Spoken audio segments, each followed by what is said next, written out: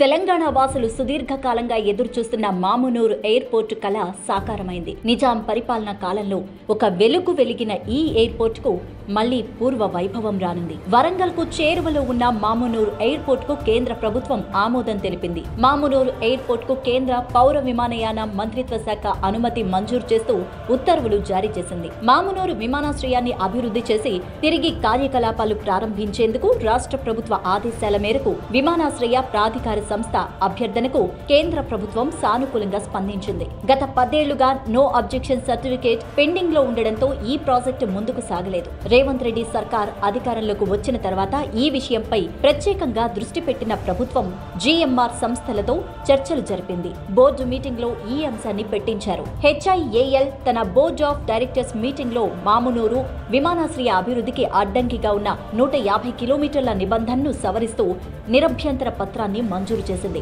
ఏదైనా ఓ ఎయిర్పోర్టు ఉంటే దాని పరిధిలో అంటే చుట్టుపక్కల 150 కిలోమీటర్ల రేడియస్ లో మరో ఎయిర్పోర్టు ఉండేందుకు చట్టం అంగీకరించదు. అలా చేయాలంటే సదరు ఎయిర్పోర్టు నుంచి అనుమతి సాధించాల్సి ఉంటుంది. ఇన్నాళ్లు జీఎంఆర్ గ్రూప్ నిర్వహణలో ఉన్న రాజీవ్ గాంధీ ఇంటర్నేషనల్ ఎయిర్పోర్ట్ అధికారులు నో అబ్జెక్షన్ సర్టిఫికేట్ ను అందించలేదు. కానీ ప్రస్తుతం ప్రభుత్వ చొరవతో అడ్డంకులు తొలగిపోయాయి. మామునూరు ఎయిర్పోర్ట్ అభివృద్ధికి కావలసిన 253 ఎకరాల అదనపు భూమిని తెలంగాణ ప్రభుత్వం విమానాశ్రయ ప్రాధికార సంస్థ ఏఏఐకి అప్పగించేందుకు సిద్ధమైందని తెలిపారు. ఇందుకోసం ఇప్పటికే 205 కోట్లు నిధులు విడుదల చేసింది. హైదరాబాద్ గ్రీన్ ఫీల్డ్ విమానాశ్రయం నిర్మించేటప్పుడు హైదరాబాద్ ఇంటర్నేషనల్ ఎయిర్పోర్ట్ లిమిటెడ్ ఒప్పందం చేసుకుంది. హెచ్ఐఏఎల్ సంస్థ చేసుకున్న ఒప్పందంలో క్లాజ్ 5.2లో 25 సంవత్సరాల లోపల 150 కిలోమీటర్ల పరిధిలో ప్రస్తుతం అందుబాటులో ఉండి అభివృద్ధి చేసేవి మరో కొత్త దేశీయ అంతర్జాతీయ విమానాశ్రయానికి అనుమతించరాదని నిబంధన పెట్టుకున్నారు. రాష్ట్ర ప్రభుత్వ అభ్యర్థన మేరకు